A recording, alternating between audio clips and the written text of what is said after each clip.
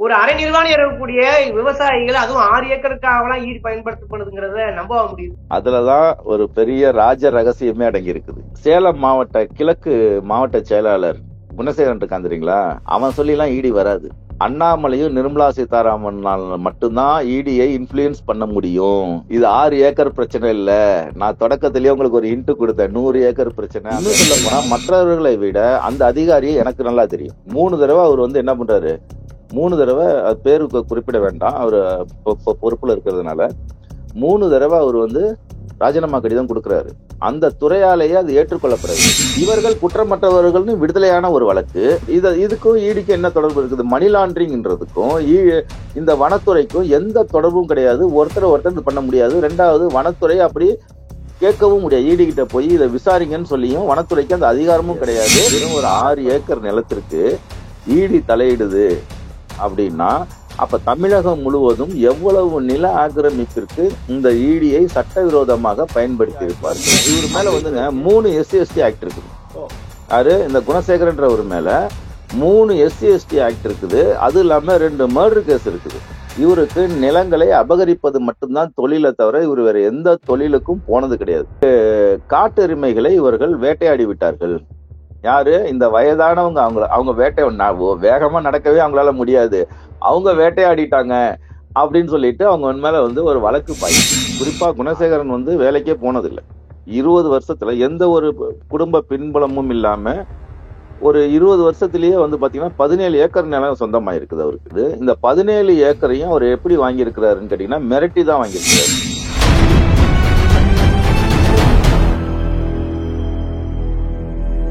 அறக்கழகம் பார்வையாளர்களுக்கு வணக்கம். இன்னைக்கு நம்ம சந்திக்கிற அரசியல் ஆளுமை நிறுவனர், எழுத்தாளர் தோழர் பெரியார் சரவணன் அவர்கள். வணக்கம் தோழர். வணக்கம் தோழர். ஒரு 3 நாட்களா பார்த்திருப்பீங்க, சேலம் மாவட்டம் ராமநாயக்கம்பட்டியை சேர்ந்த 2 விவசாயிகள் மீது ஈடி ரைடு அடிப்பிருக்கிறது ஒரு பெரிய பேசும் பொருளாக மாறி இருக்கிறது. எந்த ஒரு ஆதாரம் இல்லை, கருப்பணத்துக்கா என்று முதல் சொல்லப்பட்டது. இப்ப பாத்தீங்கன்னா வனவிலங்குகளை அவர் வேட்டையாடினார்கள், அதுவும் கூட அவர் விடுதலையானவர்கள் என்கிறது இப்போது தற்போது தெரிய வருகிறது. உண்மையில் நீங்க களத்துல சில செய்திகள் செய்யறத கேள்விப்பட்டோம். என்ன நடக்குது, இதை எப்படி பாக்குறீங்க? அதாவதுங்க, ஆத்தூர் கிராமம், ஆத்தூர் டவுனு, வடக்காடு வில்லேஜ், ஆத்தூர்ல இருக்கக்கூடிய வடக்காடு அந்த பிரதேசமே பாத்தீங்கன்னா ரொம்ப இயற்கை சூழ்ந்து மலையடிவாரத்துல ரொம்ப ரம்மியமா இருக்கக்கூடிய ஒரு பகுதி அது. இப்ப யாரு அந்த இடத்த பார்த்தாலும் இதுல ஒரு 100 ஏக்கர் நம்ம வாங்கிட்டா நல்லா இருக்குமே அப்படின்னு தான் எந்த ஒரு பணக்காரர்களுக்கும் தோன்றும் வகையா. இது மாதிரி செல்வ செழிப்பான ஒரு நல்ல நீர் வளம், நேச்சுரல் ஹார்வெஸ்டிங் சொல்லுவாங்க. அந்த மலையில இருந்து ஒடியார நீர் இயற்கையாகவே பூமியில நீர்வளத்தை பெருக்கக்கூடிய ஒரு சுற்றுச்சூழல் அமைந்த ஒரு பகுதி, நிலவியல் அமைந்த பகுதி அது. ரொம்ப நல்ல ஒரு. அப்ப அந்த பகுதியில சேலம் மாவட்ட கிழக்கு மாவட்ட செயலாளர், சேலம் மாவட்ட கிழக்கு மாவட்ட செயலாளர் குணசேகரன் பேரு. அவரோட பின்னணி என்னன்னா, குடும்பமே ஒரு அராஜகமான அடாவடித்தனமான ஒரு குடும்பம் அது. இல்ல, அந்த பகுதியில விசாரிக்கும் போது, அவரை பத்தின தகவல்கள் சேகரிக்கும் போது அந்த குடும்பத்துல யாருமே பெரிய வேலைக்கு போன மாதிரியே தெரியல. குறிப்பா குணசேகரன் வேலைக்கே போனதில்லை. 20 வருஷத்துல எந்த ஒரு குடும்ப பின்புலமும் இல்லாம ஒரு 20 வருஷத்திலேயே பாத்தீங்கன்னா 17 ஏக்கர் நிலம் சொந்தமா இருக்குது அவருக்கு. இந்த 17 ஏக்கர் நிலமும், அதாவது அந்த வடகாடு பகுதியை மட்டும் சொல்றேன் நான், மத்த இடத்துல எவ்வளவு இருக்குன்னு தெரியல. வடகாடு பகுதியில மட்டுமே 17 ஏக்கர் நிலம் சொந்தமா இருக்குது. இந்த 17 ஏக்கரையும் அவர் எப்படி வாங்கி இருக்கிறாருன்னு கேட்டீங்கன்னா மிரட்டி தான் வாங்கியிருக்கிறாரு. போலியான பத்திரங்களை போடுறது. இந்த நில மோசடி பண்றவங்க எல்லாம் ஒரு சின்ன டாக்டிக்ஸ் வச்சிருப்பாங்க. யாரெல்லாம் இயலாதவர்கள், ஏதுமற்றவர்கள், வயதானவர்கள், பெரிய அளவுல பின்புலம் இல்லாதவர்களை தேர்ந்தெடுத்து அவங்களுக்கு 5-10 காசை கொடுக்கறது. காசை கொடுத்து அதுக்கு ஈடா என்ன பண்ணுவாங்கன்னு கேட்டீங்கன்னா பத்திரங்களை வாங்கி வச்சுப்பாங்க. அந்த பத்திரத்தை வச்சுக்கிட்டு இவர் என்ன பண்றாருன்னா, இவரே கையெழுத்தை போட்டு, இவரே குத்தகைக்கு கொடுத்த மாதிரி போட்டு, இவரே கோர்ட்டுக்கு போய் எப்படி அதை ஒரு டிஸ்பியூட்டை உருவாக்குறது. அதுக்குள்ள ஒரு டிஸ்பியூட், அந்த லேண்டுக்குள்ள டிஸ்பியூட்டை உருவாக்குறது. அந்த டிஸ்பியூட்டை உருவாக்கி அந்த நிலம் தொடர்பான ஒரு தேவை ஏற்படுது, இல்ல ஒரு குறிப்பிட்ட காலம் அமைதியா இருந்துட்டு அதற்கு பின்னாடி போய் நீ எழுதி கொடுத்துருக்க பாரு, அன்னைக்கு எனக்கு வாங்கின பாரு அப்படின்னு கேக்குறாங்க. இந்த குடுக்கல் வாங்கல் நடந்தது என்னவோ உண்மைதான். ஆனா அந்த கிருஷ்ணனும் கண்ணையன்ற 2 சகோதரர்கள். அவங்கள பார்த்தீங்கனாலே தெரியும், ரொம்ப பரிதாபத்துக்குரியவர்கள். குச்சி தடி ஊனிதான் நடந்து வரக்கூடிய முதிர்ந்தவர்கள் அவங்க. ரொம்ப வயது முதிர்ந்தவர்களா இருக்கிறாங்க. அவங்கட்ட போய் நீ அன்னைக்கு வாங்கினல்லன்னு, ஆமாப்பா வாங்கினேன், நான் தரேன் உனக்கு, நான் தரலன்னுலாம் சொல்லல, ஆனா உனக்கு நான் பணம் தரேன், இந்த பயிர் எடுத்துரு. இல்ல இல்ல எனக்கு பணம் வேணாம், நிலம் தான் எனக்கு வேணும் அப்படின்னு கேட்டு தராரு பண்றாரு. அப்பதான் அவர் என்ன சொல்றாருன்னு கேட்டீங்கன்னா, இது மாதிரி உன் மேல வழக்கு இருக்கு பாரு. அப்பதான் இவருக்கு வழக்கு இருக்கிறது, வழக்கு என் மேல போட்டிருக்கிறது. அது என்னன்னு கேட்டீங்கன்னா, நோட்டீஸ் அனுப்பி நோட்டீஸ் இவர் கைக்கு கிடைக்காமயே இவங்களே வாங்கிக்கிறது. இதெல்லாம் இந்த நில மோசடி செய்கிறவர்கள் என்ன பண்ணுவாங்கன்னு கேட்டீங்கன்னா, இப்ப ஒரு சின்ன ஒரு உதாரணம் சொல்றேன். நான் வந்து உங்களுக்கு ஒரு நோட்டீஸ் அனுப்புவேன். அந்த நோட்டீஸ் பாத்தீங்கன்னா வெறும் கவர் தான் இருக்கும். உள்ள வைக்கக்கூடிய கடிதம் இருக்கு பாத்தீங்களா, அந்த நோட்டீஸ் வந்து என்கிட்ட இருக்கும். நீங்க ஏதோ ஒரு தருணத்துல நீங்க என்ன பண்ணுவீங்க, ஏதோ கடிதம் வந்து இருக்குன்னு போல இருக்குன்னு கையெழுத்து போட்டு வாங்கிடுவீங்க. அந்த அக்னாலஜ்மெண்ட் இருந்தா போதும். சரி ஏதோ வெத்து கவர் வந்துருச்சு அப்படின்னு சொல்லி ஓரமா அதை பத்தி மறந்துடுவீங்க நீங்க. அப்ப ஈடி இல்லன்னா ஈடி அடிச்ச கடிதம் அந்த வகையானதானா? வரேன் நானு, அந்த இடத்துக்கு வரேன் நானு. அப்ப இப்படி மோசடி பண்ணி தான் ஒரு அந்த இடத்த ஒரு டிஸ்பியூட் ஆக்கி வழக்காக்கி இவங்கள தொடர்ந்து அச்சுறுத்துறது, மிரட்டுறது, அவங்கள வந்து நிலத்துல வேலை செய்யாம பண்றது, இப்ப நெல்ல கூட அறுக்க முடியாத ஒரு சூழ்நிலையை வந்து அங்க உருவாக்கி வச்சிருக்கிறாங்க. இந்த இடத்துல வந்து அவர் பணம் கொடுத்தேன்னு சொல்றாரு பாத்தீங்களா, இவரு வாங்கினேன்னு சொன்னாரு பாத்தீங்களா, எதுக்காக வாங்கினாரு அப்படின்னு கேட்டீங்கன்னா, 2017 ஒரு வழக்கு இவர் மேல போடுறாங்க. திட்டமிட்டே போடுறாங்க. வனத்துறையை கையில வச்சுக்கிட்டு என்னன்னு கேட்டீங்கன்னா, 2 காட்டு எருமைகளை இவர்கள் வேட்டையாடி விட்டார்கள். யாரு? இந்த வயதானவங்க. அவங்க வேகமா நடக்கவே அவங்களால முடியாது. அவங்க வேட்டையாடிட்டாங்க அப்படின்னு சொல்லிட்டு அவங்க மேல வந்து ஒரு வழக்கு பாயுது.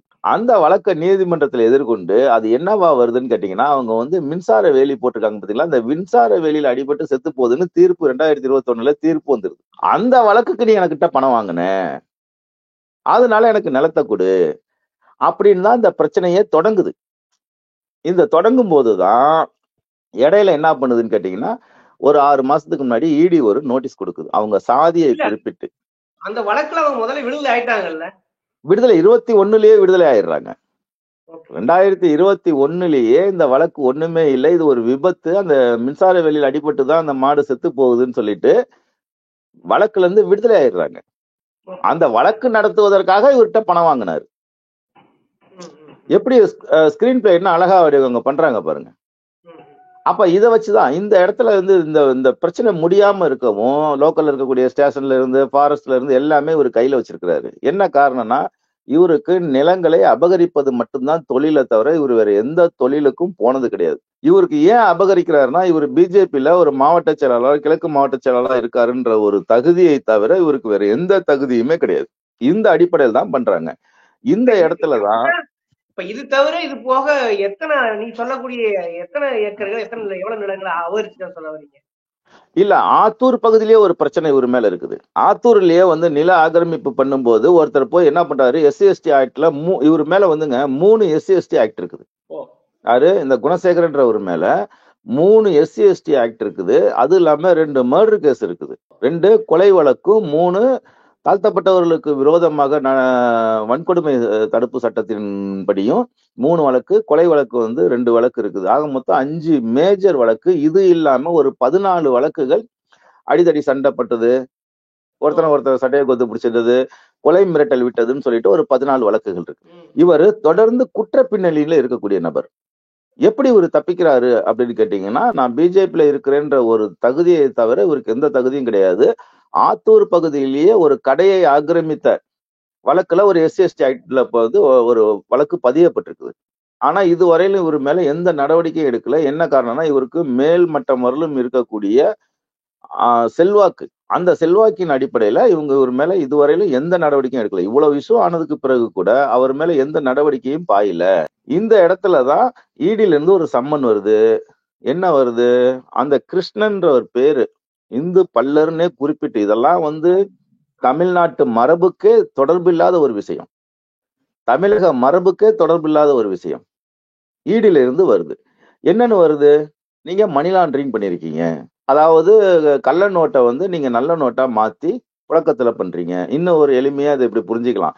இந்த ஈடிஐ வந்து எதற்காக கொண்டு வராங்க? ஆக்ட்ட கொண்டு வராங்கன்னு கேட்டீங்கன்னா, அது உலகளாவிய இருக்கக்கூடிய ஒரு சிக்கல். மிகப்பெரிய ஒரு மாஃபியாஸ் இருக்காங்க பார்த்தீங்களா?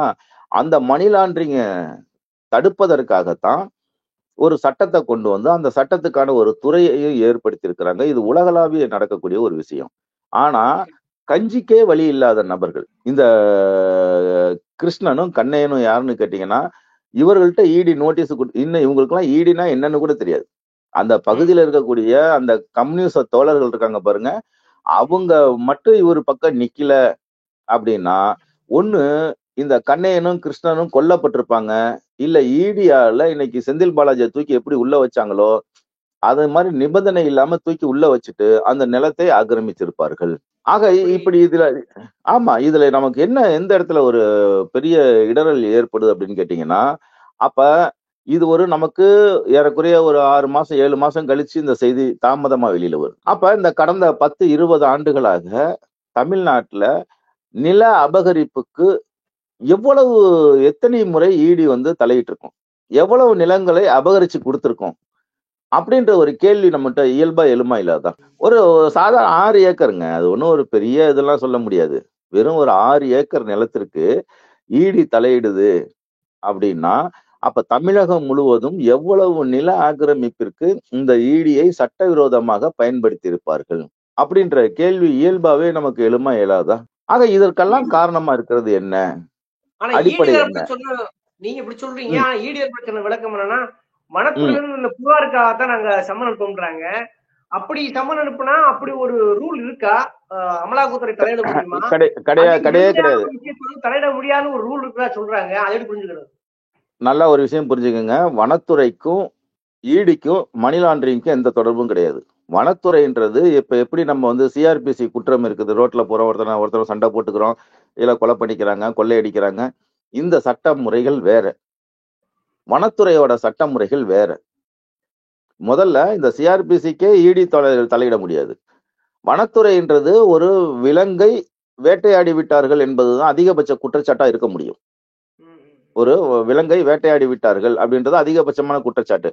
அதற்கு குறைவான ஒரு குற்றச்சாட்டு இருக்குதுன்னா, அங்க இருக்கக்கூடிய மரங்களை கடத்தினார்கள், வனப்பயிர்களை அழித்தார்கள் அப்படின்றது இதுக்கும் ஈடிக்கும் என்ன தொடர்பு இருக்குது? மணி லாண்டரிங்ன்றதுக்கும் இந்த வனத்துறைக்கும் எந்த தொடர்பும் கிடையாது. ஒருத்தர் இது பண்ண முடியாது. 2வது வனத்துறை அப்படி கேட்கவும் முடியாது. ஈடி கிட்ட போய் இதை விசாரிங்கன்னு சொல்லியும் வனத்துறைக்கு அந்த அதிகாரமும் கிடையாது.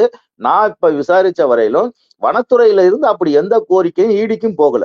அப்படி போறதே சட்டவிரோதம். ஒரு மாநில கட்டுப்பாட்டுல இருக்கும்போது ஈடி கிட்ட போய் ஒரு கடிதம் கொடுத்து, அபிஷியல் ஒரு கடிதத்தை கொடுத்து, நீங்க இது தொடர்பா இந்த நபர் கிருஷ்ணனும் இவர் வந்து மணி லாண்டரிங் பண்றாங்க. கிருஷ்ணனும் கண்ணையன் சகோதரர்கள் வந்து மணி லாண்டரிங் பண்றாங்க, சட்டவிரோதமாக பண பரிமாற்றம் பண்றாங்க அப்படின்னு முதல்ல வனத்துறைக்கும் இந்த துறைக்குமே தொடர்பு இல்லையே. மணி லாண்டரிங்க்கும் பண பரிவர்த்தனைகளுக்கும் வனத்துறைக்கும் என்ன சம்பந்தம்? மொட்டை தலைக்கும் முழங்காலுக்கும் முடிச்சு போடுற வேலை இது. இவர்கள் குற்றமற்றவர்கள்னு விடுதலையான ஒரு வழக்கு. இப்ப நீதிபதிகிட்ட போய் இப்ப நீ இவங்க நின்னாலே தெரியுங்க. இவங்களால வேகமா கூட நடக்க முடியாது. யாரு இந்த 2 முதியவர்கள் இருக்காங்க பாத்தீங்களா? Senior citizens. இவங்களால வேகமா கூட நடக்க முடியாது. இவங்க எப்படி வேட்டையாட முடியுது? நீதிபதியே சொல்லுவாரு. ஏன்டா இப்படி அக்கிரமம் பண்றீங்க? இந்த மாதிரி வழக்கெல்லாம் கொண்டு வந்துட்டுன்னு. சரிங்களா? அதனால இது ஒரு பொருந்தா வழக்கு இது. இன்னொரு பக்கம் பாத்தீங்கன்னாக்க, ஒரு ஐஆர்எஸ் அதிகாரி, ஒரு ஆணையர் வந்து துணை ஆணையர் வந்து நிர்மலா சீதாராமனே இந்த விஷயத்துக்கு பதவி விலக வேண்டும் அப்படின்னு குடியரசுக்கு ஒரு கடிதம் இருக்கார் இல்லையா? இதை எப்படி புரிஞ்சுக்கிறதுக்கு அதுக்கான வாய்ப்பு இருக்கா? இது அது என்ன? என்ன காரணம் கேட்டீங்கன்னா, ஒரு அதிகாரி போய் என்ன பண்றாரு? லஞ்சம் வாங்குறாரு. லஞ்சம் வாங்கி இன்னைக்கு சிறையில இருக்கிறாரு. யாரு? ஈடியோட அதிகாரி. அதே ஆமா. துறையில இருக்கக்கூடிய இன்னொரு அதிகாரி என்ன பண்றாரு?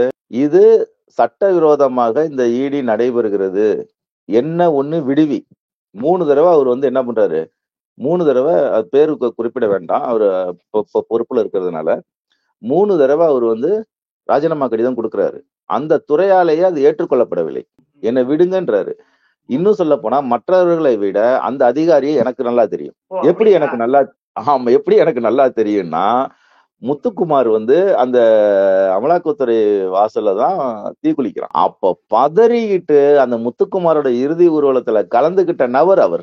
நல்ல தமிழ் தேசிய, நல்ல இடதுசாரி சிந்தனை உள்ள ஒரு அற்புதமான ஒரு மனிதர் அவர். இது ஏற்கனவே வந்து உத்தரவுகள், கடித போக்குவரத்துகள் இந்தியில இருக்குதுன்றதுனாலயே கையெழுத்து போட முடியாதுன்னு சொல்லி உள்ளுக்குள்ளேயே பல்வேறு முரண்பட்டு கழகங்களை செய்து கொண்டிருப்பவர். வெளியீடுல தொடர்பான ஒரு நல்ல ஒரு அரசியல் புரிதல் உள்ளவர். அது மட்டுமல்ல, எங்களோடு மெரினாவில் அந்த ஜல்லிக்கட்டு போராட்டத்தில் ஒரு ஷார்ட்ஸையும் ஒரு டிஷர்ட்டையும் போட்டுக்கிட்டு எங்க கூடவே உட்கார்ந்து இருந்தவர் என்ன பண்றாருன்னா, ஒரு வழக்குக்கே போயிடுறாரு. எது வேணாலும் நடக்கட்டும்டா, என்னடா ஈடின்றவனை வச்சுக்கிட்டு இவ்வளவு அநியாயம் பண்றீங்க, என்னன்னா அவருக்கே தெரியுது இல்ல. இப்ப நம்ம சொன்னோம்னா ஈடி மேல வந்து ஒரு காழ்ப்புணர்ச்சி, அதனால நம்ம பேசுறோம்னு சொல்லலாம். ஆனா அந்த துறையில இருக்கிறவரு என்ன பண்றாரு, இதையெல்லாம் அம்பலப்படுத்துறாரு. ஒரு சாதியை குறிப்பிட்டு சம்பந்தமே இல்லாத ஒரு கடைக்கோடி விவசாயிக்கு ஈடி வந்து கவனம் செலுத்துதுன்னா அந்த துறை எவ்வளவு புறையோடி போயிருக்கணும். அப்ப இந்த முறைகேடுக்கு, இந்த சட்டவிரோத செயலுக்கு அந்த துறையோட தலைவராக இருக்கக்கூடிய நிதி அமைச்சர் பதவி விலகணும் அப்படின்னு ஒரு வழக்கும் போகுது. இது இந்த துறை எவ்வளவு சீரழிஞ்சிருக்குது அப்படின்றதுக்கு இதை விட ஒரு உதாரணம் என்ன வேணும்? அப்ப அந்த அதிகாரி அவரோட ஒரு குடிமகனாக தன்னோட வரலாற்று கடமையை அவர் சரியாதான் நிறைவேற்றுறாரு. சரி, இதெல்லாம் கேட்டீங்களே, அப்படி ஈடிக்கு என்ன ஒரு 6 ஏக்கருக்கெல்லாம் இறங்கி ஈடி வந்துருமான்ற கேள்வி என்னைக்காவது எழுந்திருக்கா? இது வெறும் குணசேகரன் பிரச்சனை தான். சரி, இது 6 ஏக்கருக்கோ ஈடி எல்லாம் பயன்படுத்தப்படுறதுக்கான வாய்ப்பு இருக்குது. இப்ப செந்தில் பாலாஜி மேலயோ அல்லது பொன்முடி மேலயோ போட்டோம்ல ஒரு அரசு உள்நோக்கம் உங்களுக்கு விமர்சனம் முன்வைக்கிறாங்க. அதை கூட ஓரளவு சரின்னு புரிஞ்சுக்க முடியும். ஒரு அரை நிர்வாணி இருக்கக்கூடிய விவசாயிகள் அதுவும் 6 ஏக்கருக்காகலாம் ஈடு பயன்படுத்தப்படுதுங்கிறத நம்ப முடியும். அதுலதான் ஒரு பெரிய ராஜ ரகசியமே அடங்கி இருக்குது. சேலம் மாவட்ட கிழக்கு மாவட்ட செயலாளர் குணசேகரன் இருக்கான் தெரியுங்களா, அவன் ஒரு குப்பை.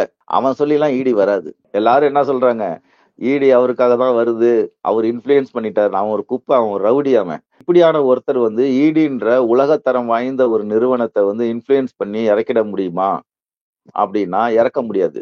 யாரு? குணசேகரனால முடியாது. குணசேகரனால முடியாது. அண்ணாமலையும் நிர்மலா சீதாராமனால மட்டும்தான் ஈடியை இன்ஃபுளுயன்ஸ் பண்ண முடியும். சொல்றீங்க 6 ஏக்கருக்கா அண்ணாமலையும் நிர்மலா சீதாராமன் சரியான வாங்க அப்படி விஷயத்துக்கு. இது 6 ஏக்கர் பிரச்சனை இல்ல. நான் தொடக்கத்திலேயே உங்களுக்கு ஒரு ஹிண்ட் கொடுத்தேன். 100 ஏக்கர் பிரச்சனை. அந்த இடத்துல எந்த பணக்காரன் பார்த்தாலும் 100 ஏக்கர் வாங்கணும்னு விரும்புவான். ரொம்ப சிம்பிளா புரிஞ்சுக்கலாம். இந்த ரியல் எஸ்டேட் புரோக்கர் ஒரு எம்ஓஐ போடுவாங்க. எம்ஓஐ போட்டு ஒரு 5 லட்சமோ 10 லட்சமோ முன்பணம் வாங்கிக்கிட்டு அவன் என்ன பண்ணுவான்னு கேட்டீங்கன்னா, ஒரு இடத்த தேர்ந்தெடுத்து அவங்க கொடுப்பாங்க. இடத்த யாரு வாங்கணும்னு விரும்புறாங்களோ அவங்களுக்கு பிடிச்ச இடத்த தேர்ந்தெடுத்து கொடுப்பான். இந்த இடத்த எனக்கு பர்ச்சேஸ் பண்ணி கொடுங்கன்னு சொல்லிட்டு அதுல ஒரு எம்ஓஐ போட்டுட்டு அங்கேயே ஒரு டீம் தங்கி, விவசாயிட்ட எவ்வளவு இருக்கும்? 1/2 ஏக்கரு, 2 ஏக்கரு, 3 ஏக்கரு, 10 ஏக்கரு, இவ்வளவுதானே இருக்கும். இத கொஞ்சம் கொஞ்சமா முன்னாடி இருக்கிறத வந்து இப்ப என்ன பண்ணுவான்னா, முன்னாடி இருக்கிறத ஒரு 10 லட்சத்துக்கு வாங்குவான் ரோட்டு ஓரத்துல. அதுக்கு பின்னாடி இருக்கிறது எவ்வளவு வாங்குவான்? 8 லட்சத்துக்கு வாங்குவான். அதுக்கு பின்னாடி இருக்கிறத எவ்வளவு வாங்குவான்? 7 லட்சத்துக்கு வாங்குவான். அதுக்கு பின்னாடி இருக்கிறத எவ்வளவு வாங்குவான்? 6 லட்சத்துக்கு வாங்குவான். இப்படியே ஒட்டு மொத்தமா 100 ஏக்கர் நீங்க பர்ச்சேஸ் பண்ணும்போது அந்த நிலத்தோட மதிப்பு ஒரு தோராயமா ஏக்கர் 10 லட்சம்னு வச்சுக்கிட்டா கூட இப்ப அங்க வந்து 40 லட்சம் ரூபாய் வரலும் போகுது. நான் ஒரு உதாரணத்துக்காக சொல்றேன். அப்ப 10 லட்சம் ரூபாய் அந்த ஏரியா மதிப்புனா நீங்க 100 ஏக்கர் பர்ச்சேஸ் பண்ணி முடிக்கும் போது உங்களோட நிலத்தோட மதிப்பு வெறும் 1.5 லட்சம் ரூபாய் தான் வரும். அப்ப யாரோ ஒரு அசைன்மெண்டை கொடுத்திருக்கிறார்கள். இந்த இடத்த இந்த செல்வ வளமிக்க, நீர் வளமிக்க, இயற்கை சூழ்ந்திருக்க, இயற்கை சூழல் நிறைந்த மலை அடிவாரத்தில் எது போட்டாலும் விளையக்கூடிய ஒரு அற்புதமான மண் வளம் நிறைந்த அந்த பகுதியை யாரோ ஒருத்தர் ஆசைப்பட்டிருக்கிறார்கள். ஆசைப்பட்டதன் விளைவாக அண்ணாமலை கிட்டயோ அல்லது நிர்மலா சீதாராமனையோ அணுகி இருக்கிறார்கள். அவர்கள் ஈடியின் மூலியமாக இந்த வேலையை செய்து கொடுப்பதற்கு லோக்கல் புரோக்கராக குணசேகரனை நியமித்திருக்கிறார்கள். 100 ஏக்கராவும் இருக்கலாம் அல்லது 200 ஏக்கராவும் இருக்கலாம். அங்க சிறு குறு விவசாயிகளை வெளியேற்றிவிட்டு ஒரு மிகப்பெரிய ஒரு பண்ணை அமைப்பதற்கு யாரோ ஒரு பெரும் முதலாளிகளுக்கு இடி வேலை செய்கிறது. அந்த இடியை யார் இயக்குகிறார்கள்? அண்ணாமலையோ நிர்மலா சீதாராமனோ அந்த அசைன்மெண்ட்டை இடிக்கு கொடுத்திருக்கிறாங்க. ஒரு நெருக்கடியை கொடு, இந்த நெருக்கடியை கொடுத்தீங்கன்னா நேரா விக்கிறதுக்கு வருவான். யாருகிட்ட வருவான்? குணசேகரன் போன்ற லோக்கல் புரோக்கர்கிட்ட வருவான். லோக்கல் புரோக்கர் பர்ச்சேஸ் பண்ணி அந்த முதலாளிக்கு கொடுப்பான். இதுதான் இதுல இருக்கக்கூடிய அரசியல், இன்னும் சொல்ல போனா வியாபார யுக்தி, தந்திரம். இதற்கு தான் இடி இன்னைக்கு பயன்படுத்தப்படுகிறது. ஓகே. இப்ப நீங்க தொழில் விவகாரத்தை பார்த்தீங்கன்னா 17 ஏக்கர் இல்ல, அது 6 ஏக்கர் பிரச்சனை இல்ல, ஒரு 100 ஏக்கர் 200 ஏக்கர் பிரச்சனை. இதுக்கு முன்னாடி வந்து நிர்மலா சீதாராமனும் அண்ணாமலை இருப்பதாக ஒரு பகிரங்க குற்றச்சாட்டுலாம் எழுப்பியிருக்கீங்க. அதை அப்படியே மக்கள் மதிக்கு விட்டு இந்த மாதிரியான ஒரு நிலம் சார்ந்த விவாத சூழல் அறக்கலத்து நேரம் ஒதுக்கி ரொம்ப நன்றி. நன்றி.